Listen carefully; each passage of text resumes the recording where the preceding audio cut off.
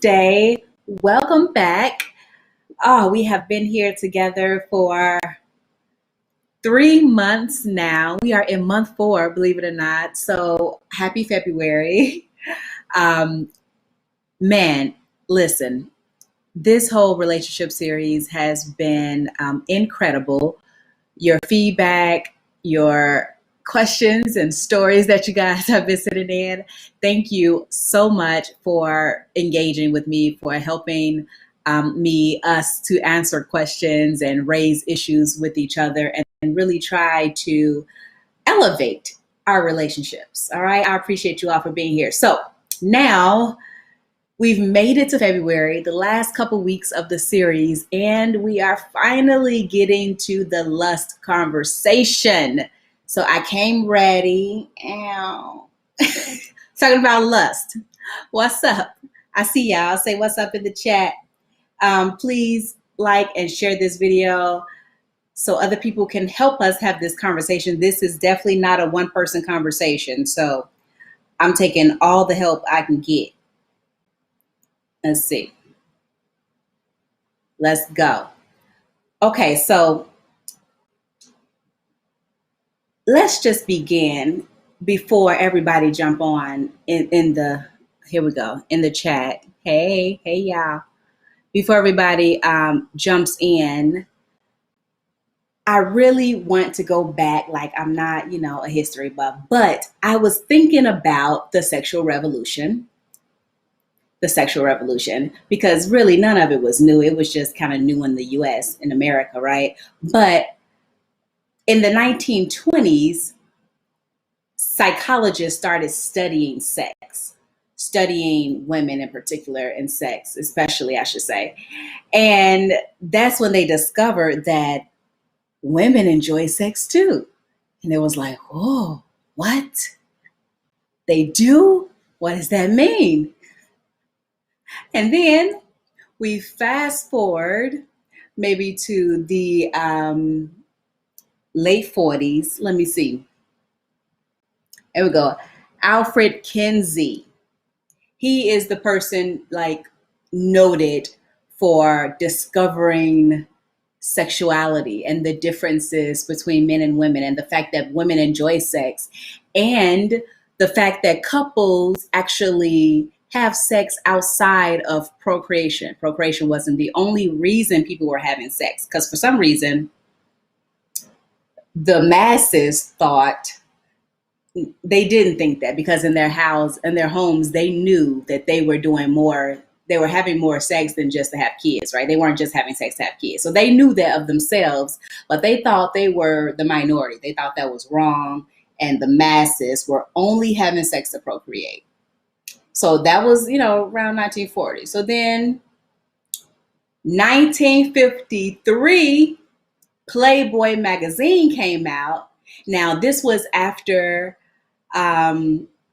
people got a little more liberated with sex, but a lot of it was maintained and kind of, bundled up in religion and, what you're supposed to do and not supposed to do. So there are a lot of stigmas around being sexually free. But as soon as you were able to be sexually free, Playboy magazine came out. And then you saw the basically exploitation of women. What up? I see you. Say what's up in the chat, y'all. Help me have this conversation. This is not a one-person conversation, all right? We're talking about lust. I'm just stating, just running down some history for fun, because I'm a hot nerd. So there you have it, okay? So Playboy magazine comes out. Now, women, because from what I learned is that prostitution, what we call prostitution, is the oldest job in the book, right? The oldest way of making money that has ever existed. That's how people say it, right? That's the oldest profession in the book. So around the 1950s, though, when Playboy came out, and then started up porn and things like that. And then you saw later, like in the 60s and 70s, there were a lot of pimps and, hoes, and they started making all these movies and stuff.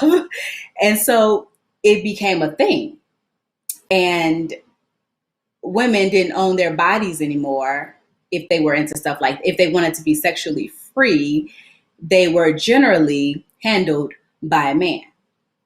And that's whack on many levels, but I'm not going to go too deep into that because this is not a women's revolution conversation. We just talking about lust. I'm just giving you the progression, okay? Just the progression. Okay, then we hit 1960. That's when we saw the first oral contraception in the United States. So that's when the US said, we'll finally make it legal for women to have birth control. Then we got birth control. Stuff got out of hand. I don't say it's a bad thing, but really, when we got birth control, ish got wild. So that's when you see later into the 60s and the 70s, what they call, the era of love.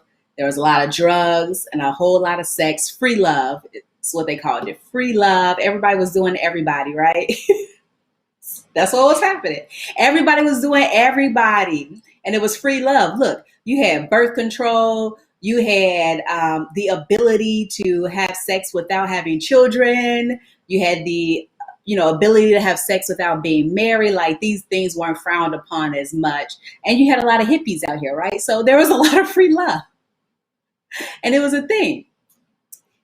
So then in 73, we had Roe versus Wade, which was the court's decision to make abortion legal.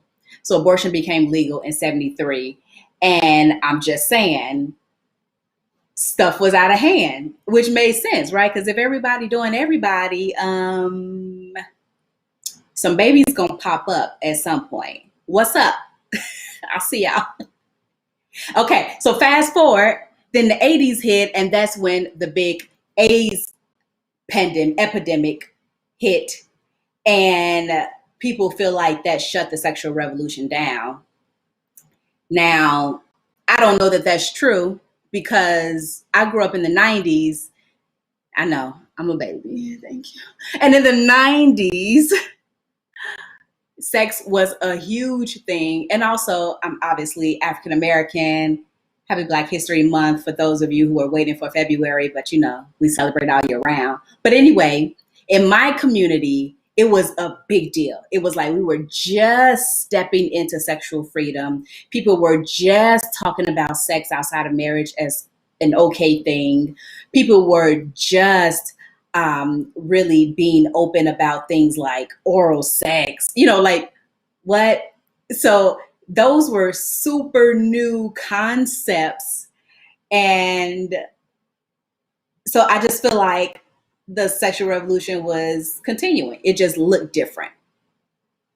Now we got a handle on all this stuff. So we got a handle on STDs, even HIV, AIDS, like there are things that will keep you alive forever. There are drugs that will have you undetectable. So you don't have to worry about that. We got a handle on contraceptives, birth control galore. Have an abortion if you want to. Keep the baby if you want to. It's your choice. So we got all these choices. Now, I want to talk about the lust that is very evident from this whole sexual revolution and how that affects our relationships now. Why are you hating on me? I didn't say I was a 90s baby. I said I grew up in the 90s. Thank you very much. I am an 80s baby. Hating. So if you missed all that, looks like you did, Jaya. I went through the sexual revolution from the 1920s up into where we are now. And I want to talk about lust because I'm like, look, I think, okay, I'm going to give my 2 cents and then I'm going to let y'all tell me what you think. I think lust has its rightful place, period. I don't think there's anything wrong with lust in general. I don't think that lust should be out of the picture completely. I don't care who you are. I think lust is a part of our human condition, our human desires. It's just a natural part of who we are. In fact, that's how we usually meet each other, right? Like when a man sees a woman, it starts as lust. It is, she looks good. She looks like, the type of lady I like for whatever reason. I want to get with her. It starts as lust. And then maybe it'll move into love later. But lust has its place in that sense. It has its place. But what do y'all think? You tell me what you think about lust. Because I just think there is a problem when it is overly indulged in. So, lust to begin something is one thing. A healthy amount of lust, even in a long-term relationship, I think will works wonders in keeping the passion alive. But if your whole life is lust, I feel like that's problematic in the long run. Because honestly, when you're young and single and you just trying to figure it out, it's probably not that big of a deal. I don't know. What y'all think? Tell me what you think.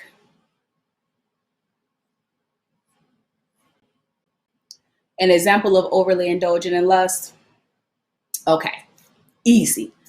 You're in a relationship and one person is all about lust, so they see something and they go get it. So you're cheating, right? Basically, you're cheating because you see something you like and you go for it just based on what the person looks like. Because we all know that those things often end in a bad way because people don't get to know the other person before they, move in to get with them, to have sex. So they don't know if they crazy. They don't know if they're going to be okay that they got a situation at home. They don't know if, they just out to get something for themselves, if they out for revenge. They have no idea what's going on. So they just see, I see this woman, she fine, I'm going to try to hit. And then he does, and then he go back home to his woman. That's how AIDS got spread so badly, right? They said it was only in the gay community, but we know now in hindsight that was completely false. So stuff like that, like you are, I can't stand you. She said this sounds like the intro of a porno. I cannot with you. Does it sound like I'm trying to justify the porno? Because you don't need to justify porno. Just, do what you like, whatever. Have fun. Doesn't matter. I'm trying to, don't text me while I'm live. Like, just get on the live, y'all. Don't do that. Okay. So that's one, example, because that's what happens every day. Like, people cheating all the time. And really, there is no real problem in being lustful if you're not hurting anybody else or yourself. So if you're not, disrespecting your body, yourself, or your partner, it's not a big deal. But the way most people do it is they say they get in a commitment and then they go off and do whatever they want to do because they let the lust take over. So what? So what? So, Jaya, I'm just saying, I just want to know how y'all feel about it.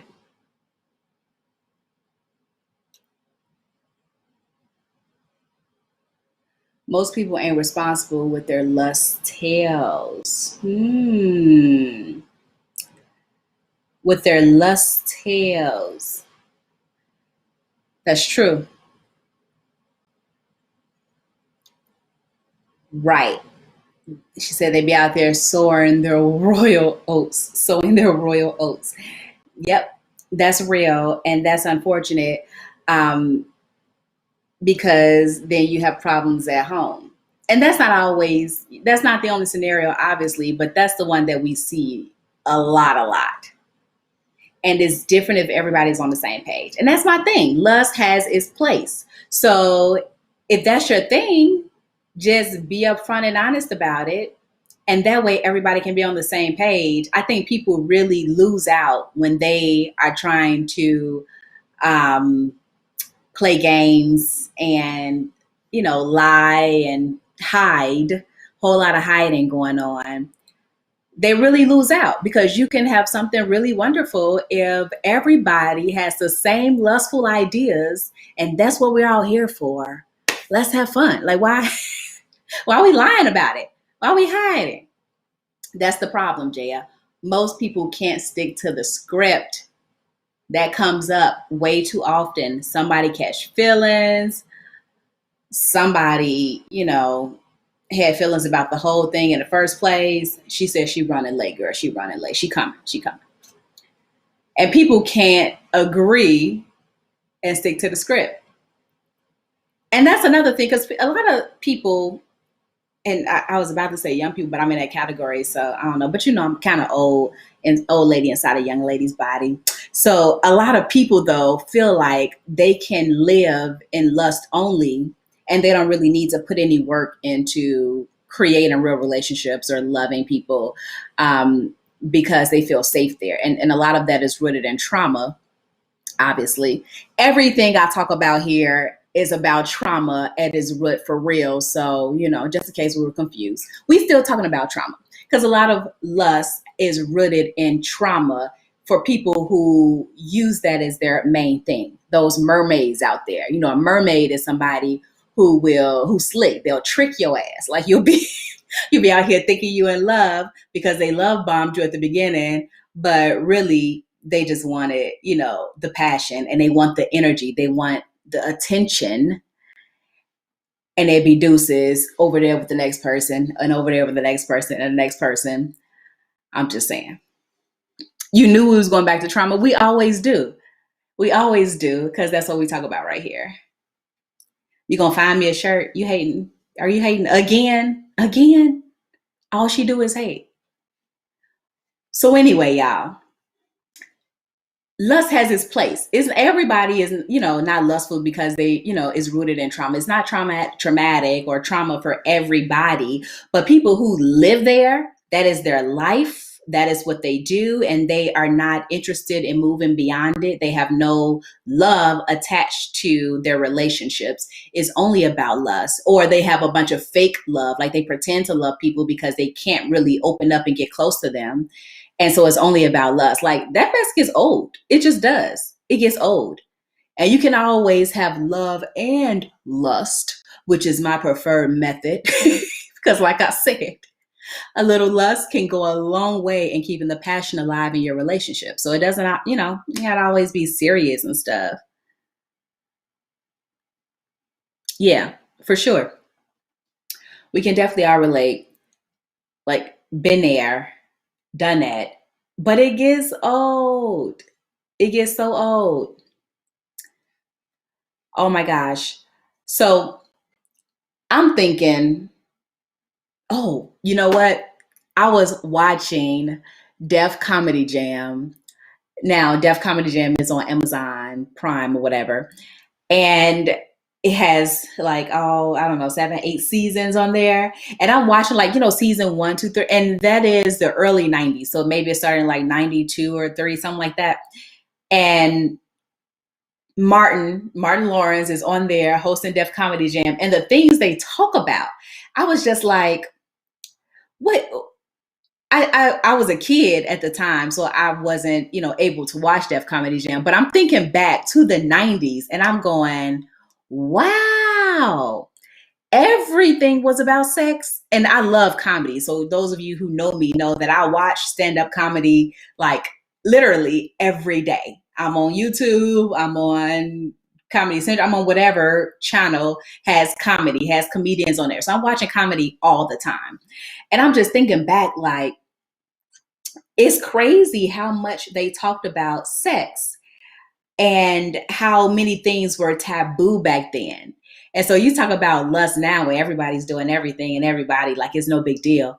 But then it was like, y'all better eat that coochie. Like, that was a big deal. It was, and some dudes was up there like, no, I ain't doing that.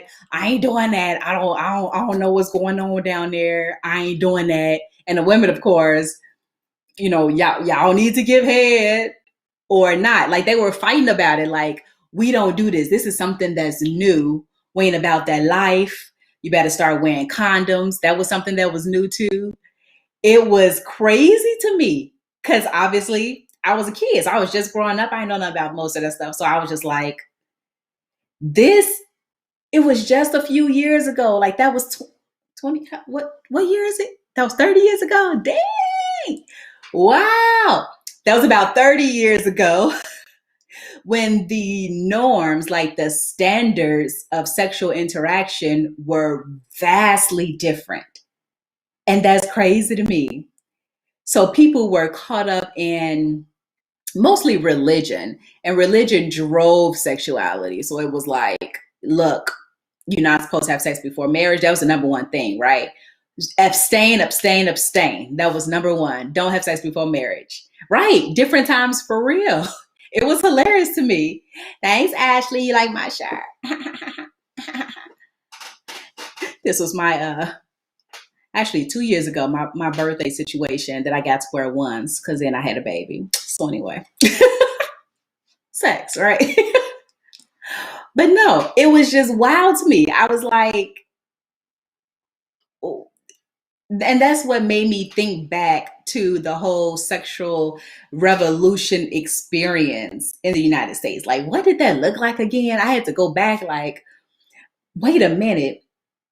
How did we get here to where this becomes a major problem in our relationships? Because, like, back in the 50s and stuff, I'm sure, dudes are still doing the same stuff, but women were not able to, mostly because they were at home with the kids.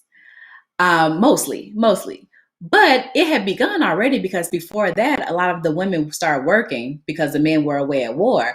So women started working, making a little money. You can look at it now. Women making all the money, running the households, paying the bills, doing what they want to do, and in the streets getting it in. And I'm proud of y'all for that. But I am. But it's like, okay, where do we draw the line? Where does when does lust just go too far or get too big that it creates negativity in our relationships versus building them up, versus building the passion, being playful, having fun, all of that, lust can ignite and accelerate all of those wonderful things. But then it seemed like, we just get a little too far, a little too caught up.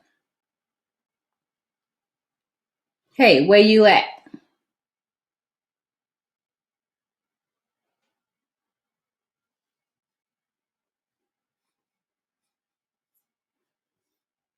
Okay, I see you. So y'all gotta help me out here. What y'all think? Because I'm saying it's all good if it's in moderation. If it's in moderation, like everything in moderation for the most part, it's okay. It's all good in moderation. But when we run into people and I've seen it like with my own eyes, and sometimes it's really, really sad because everybody, I believe in treating men and women equal in terms of respecting our bodies, our sexuality, and each other. And so to me, like for people who have children, or if you were a child and the girl was raised differently than the boy, that bothers me. I don't like that, or I should say, I don't subscribe to that for my family. It's like boys and girls are equal in terms of their respect and what they hold sacred. So if a girl should hold her virginity sacred, the boy should hold his virginity sacred too, and he should care who takes his virginity, or who his first partner is going to be. He should care about that, just like the girl should care about it. And of course, they can go about things their own way, because you're right, don't like things getting over sexualized. And I think a lot of times the boy is over sexualized at a young age, and then the girl a little later. But That's even hard to say now, actually, because I feel like girls are over sexualized early too. Nowadays, I feel like young girls are like directly in the line of fire very early. Like I've seen 12-year-olds, they're out here getting it all the way in because they know so much. They know they have the internet at their fingertips, so they can Google anything and know what's going on, know what to do. Have all this sexting going on, sending naked pics back and forth and stuff. Like it's no big deal. It's just no big deal. And to some degree, it's like, well, right. There's always this push and pull because to some degree, it's kind of like, well, you can't stop people from knowing and learning and growing and experimenting. That's what we do. And on the other hand, it's like, whoa, you have that fear, like, oh, wait, not yet. Try to shield people from being overly sexualized and that overabundance of lust. Because when I was growing up in the 90s, like I said,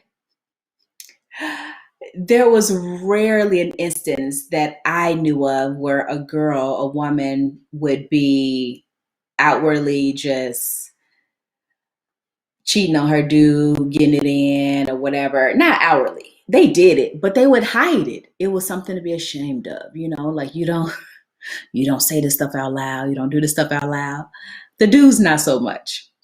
But now, man, like and it's hard for me because I'd be like, it's not my story to tell. I can't say shit, but like she is like buddying up to you, being your friend while she doing your man. Like I be want to be like, oh man, that is brutal. We shouldn't stop it. There are less oppressive ways to nurture sexuality. We shouldn't stop it. There are less oppressive ways to nurture sexuality. Yes. Push them to be virgins or pulling them to be over sexualized. Yeah.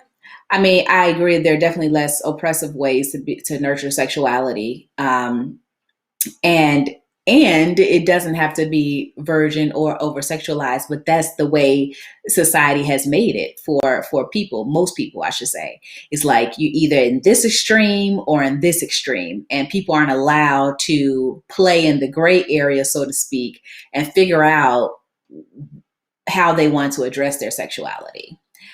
Even I remember having a conversation with a colleague actually some years ago about children and their sexuality. And I went, well,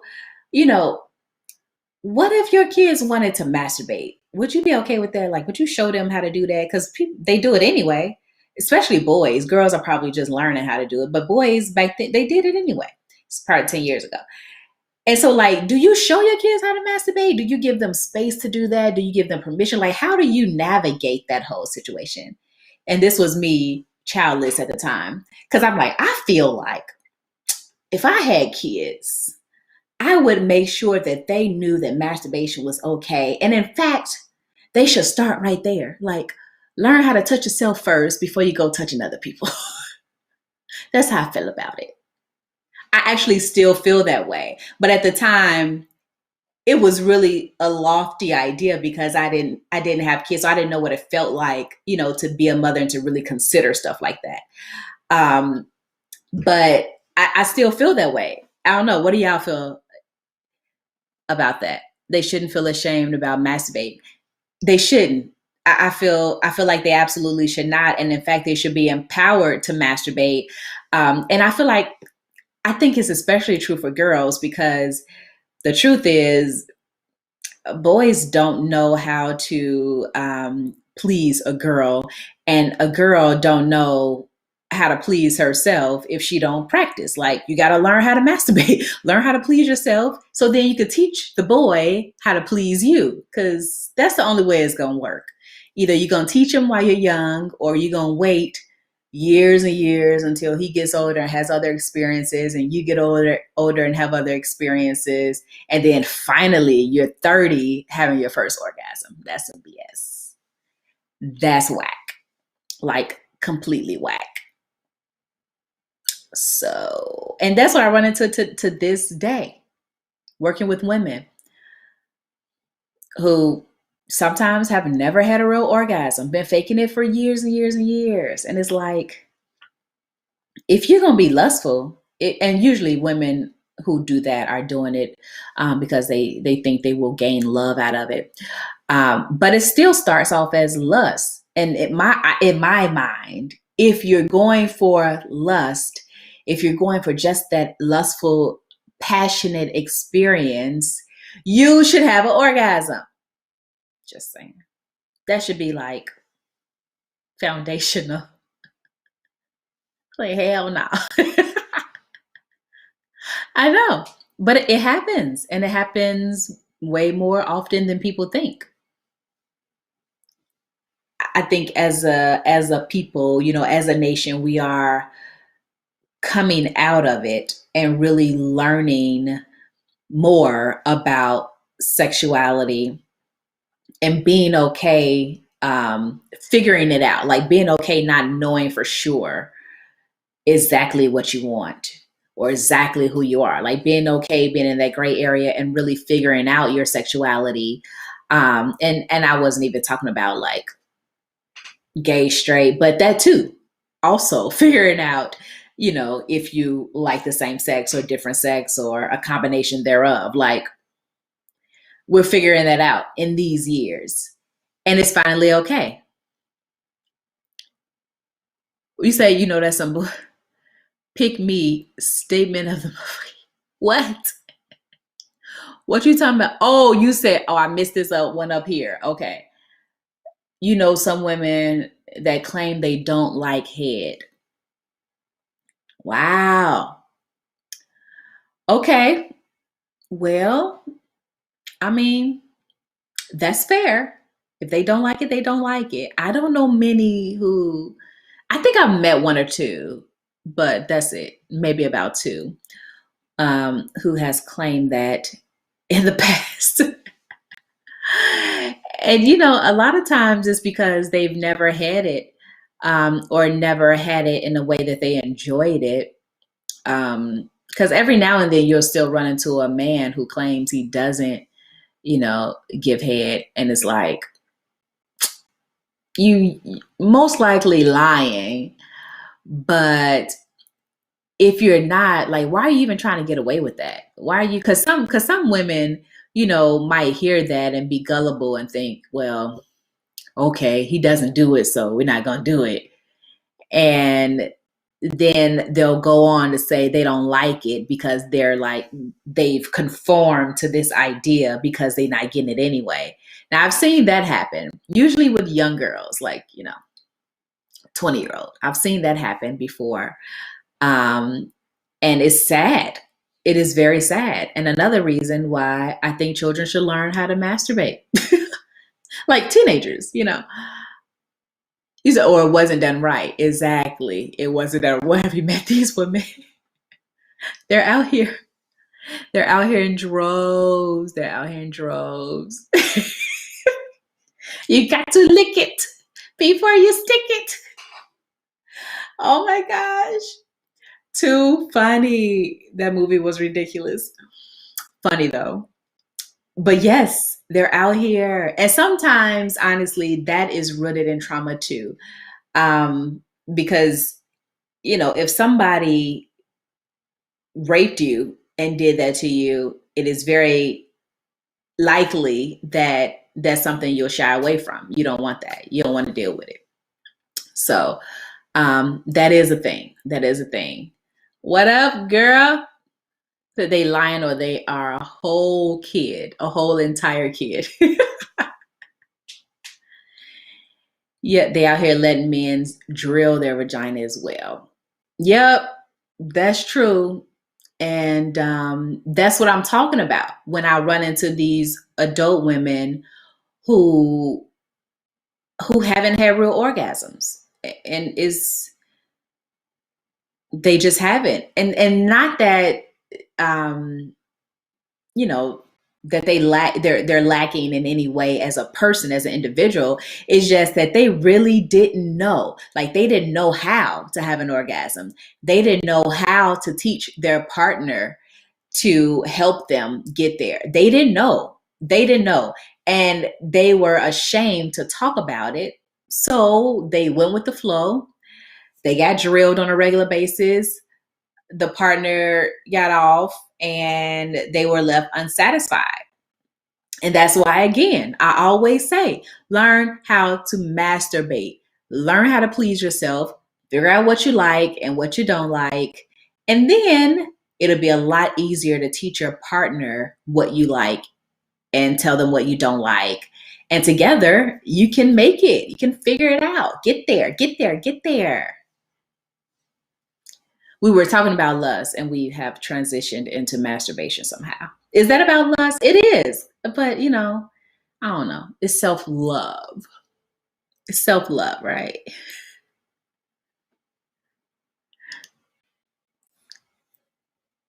Hey, I was singing it.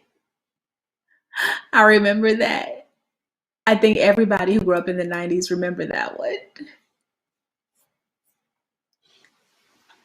Yes, y'all. Lust for self. Okay. I'll take it. I'll take it. I'll definitely take it. And, I cannot with you. Oh boy.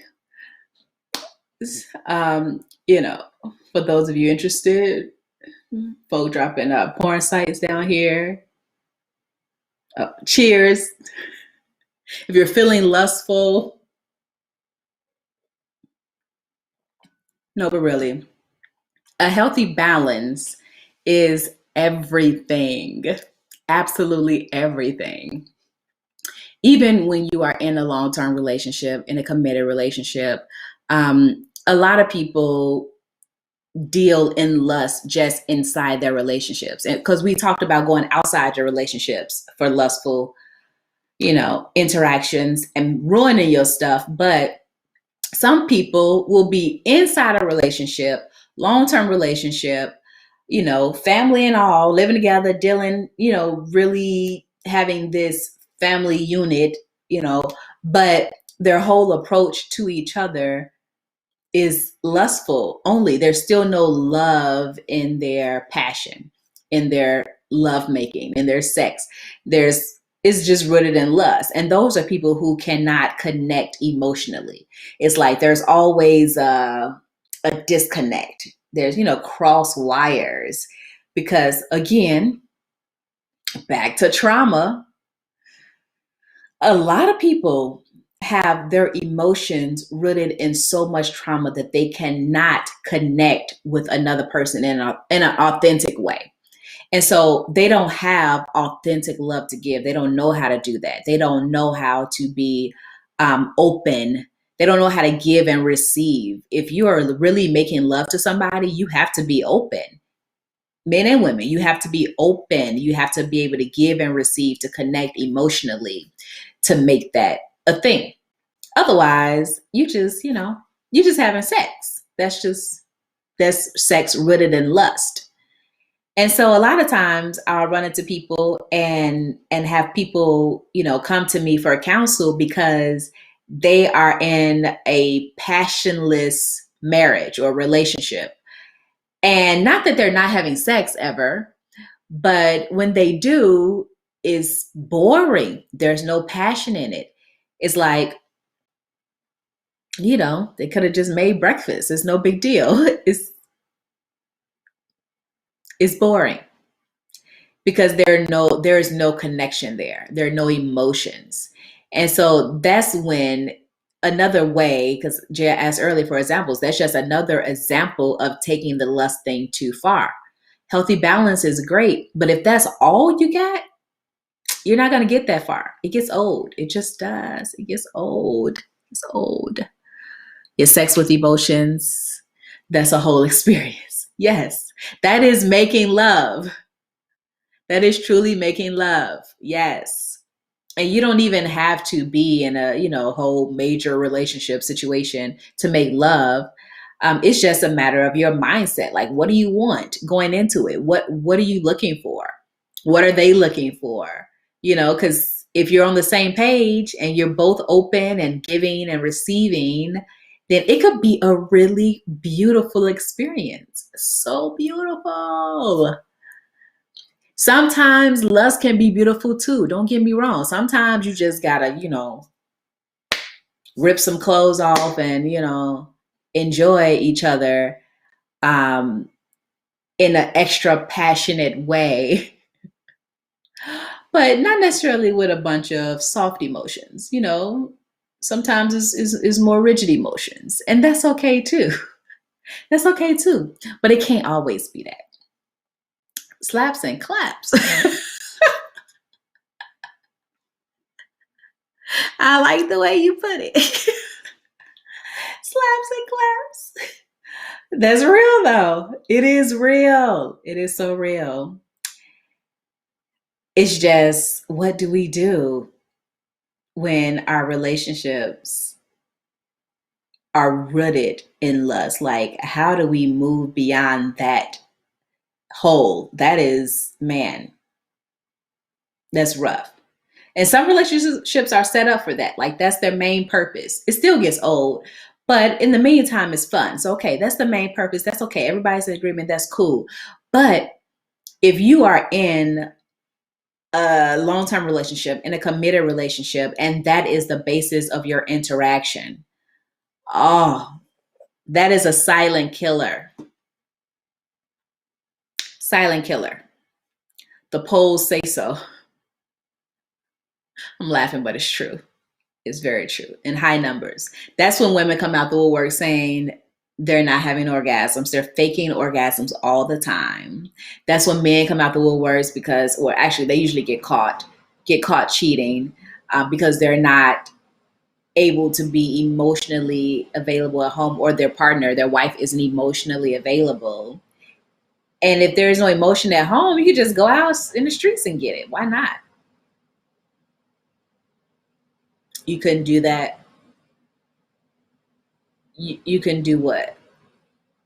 Fake orgasms all the time, or not have passionate sex at home in your partnership. Yeah, it's whack. It's really whack. It's really, really whack. So we got to move beyond it. We got to move beyond it.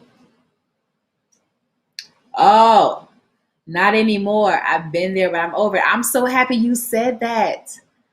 Thank you for being honest, because the truth is most people will hold on and lie about it for years and years and years, and it's 15 years later and they're in this passionless relationship. They've been in this relationship with no passion for the past 13 years. Like, that's what happens often. And so by the time they get to me, it's dire. Stuff is breaking down, out of control. People walking out the door. Like, it's real. Kids witnessing this whole mess. Yes, 15 years later. But it's been 13 years in the making. Why didn't you try to fix it earlier? Why didn't you figure it out before? Why did you fake orgasms for 13 years? I cannot. I don't get it. I do get it. I get it. I won't lie. I get it. I just can't go. But I understand. It happens. And it happens way more often than we think. I just don't want it to happen to us. That's why we having these conversations. So many things that affect our relationships that we might as well address. It's happening every day. So we might as well talk about it. We might as well figure it out for ourselves. Just having the conversation a lot of time is enough. It's enough. Because you can have a conversation with your spouse, your significant other, with a new person you meet. You can have a a basic conversation about what you want and what that looks like for you, and get your needs met and get the things you really desire. And get off. Like, you don't have to fake it. You don't have to pretend. You don't get it? Well, yeah, I get it because I know the trauma behind it. I know that a lot of it is rooted in trauma. But we're having this conversation now just to shed a little light on it.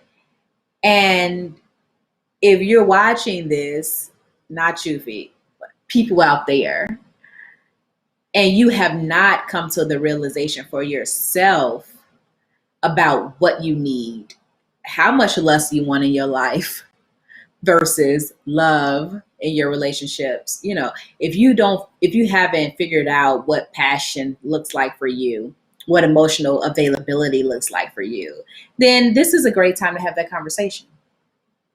It's a great time. Oh, for you personally, okay, I get you. I got you. I got you.